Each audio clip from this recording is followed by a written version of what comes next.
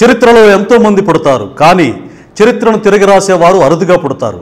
అలాంటి వారిలో సీఎం జగన్ది ఎప్పటికీ టాప్ ప్లేసే.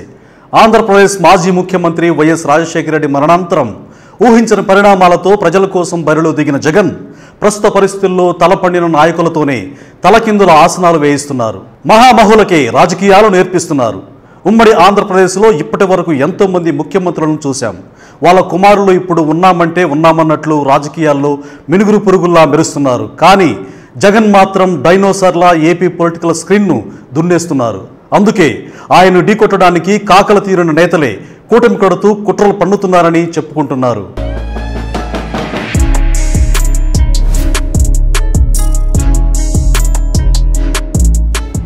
ఆంధ్రప్రదేశ్లో ఎన్నికల సందడి మొదలైంది. 175 అసెంబ్లీ స్థానాలకు వందలాది మంది అభ్యర్థులు బరిలో నిలుస్తున్నారు.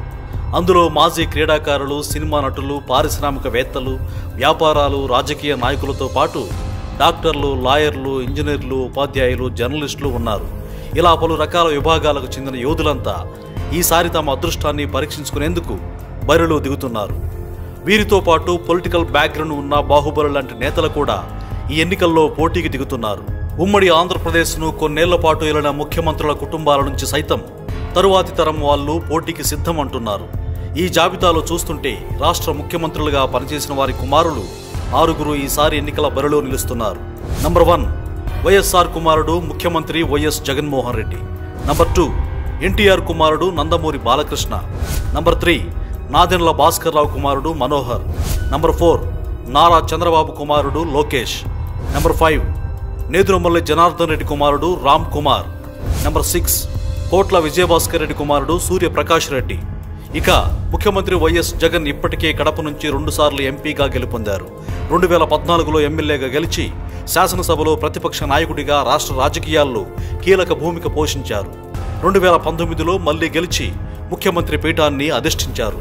ఇప్పుడు 3వసారి గెలిచేందుకు సన్నద్ధం అవుతున్నారు. పులివెందుల పులిబిడ్డ గాండ్రించడానికి సిద్ధమైంది. ఎన్టీఆర్ తనయుడు సిల్వర్ స్క్రీన్ పై సింహమే, కానీ పొలిటికల్ గా అచ్చి వచ్చిన నాన్న నియోజకవర్గం హిందూపురంలో ఇప్పటికే 2 ఎన్నికల్లో వరుసగా గెలిచారు. ఇప్పుడు 3వసారి బరిలో దిగి ప్రజల మద్దతు కోరుతున్నారు. అయితే ఈసారి పురంవాసులు బాలయ్య గెలుపు డౌటే అంటున్నారు. మాజీ సీఎం చంద్రబాబు ముద్దుల కొడుకు లోకేష్ మళ్లీ మంగళగిరిపైనే మనసు పారేసుకున్నారు. 2019లో సర్వశక్తులు ఒడ్డినా ఓడిపోయారు. ఇప్పుడు మాత్రం గెలిచి తీరుతా ఎమ్మెల్యేగా అసెంబ్లీలో అడుగు పెడతా అంటున్నారు. కానీ అవతల మురుగుడు లావణ్య మంగళగిరి మొత్తం రౌండప్ చేసేసిందని చెప్పుకుంటున్నారు. వైఎస్ కంటే సీనియర్ దివంగత కోట్ల విజయభాస్కర్ రెడ్డి తనయుడు కోట్ల సూర్యప్రకాష్ రెడ్డి గతంలో 1991, 2004, 2009 ఎన్నికల్లో కర్నూలు నుంచి లోక్సభకు ఎన్నికై కేంద్రంలో రైల్వే శాఖ సహాయ మంత్రిగా కూడా పనిచేశారు.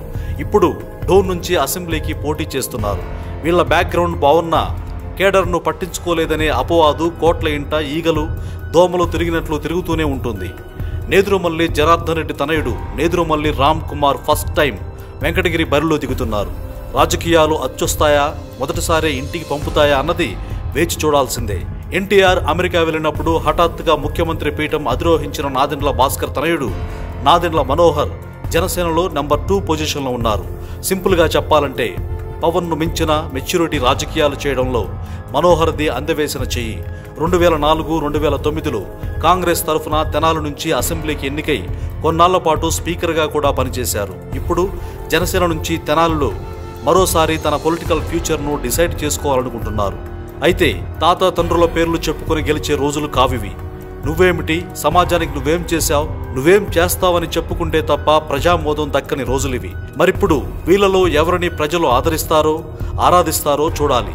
అవతల సిద్ధమంటూ స్టామినా చూపించిన జగన్ ఉప్పెనలా మారి వైనాట్ 175 అంటున్నారు. ఇటు చంద్రబాబు వైనాట్ పులివెందులా అంటున్నారు. ఒక ముఖ్యమంత్రి తనయుడికి మరో మాజీ ముఖ్యమంత్రికి జరుగుతున్న హోరాహోరీ ఎన్నికల్లో గెలుపెవరదో తెలియాలంటే జూన్ 4 వరకు ఆగాల్సిందే.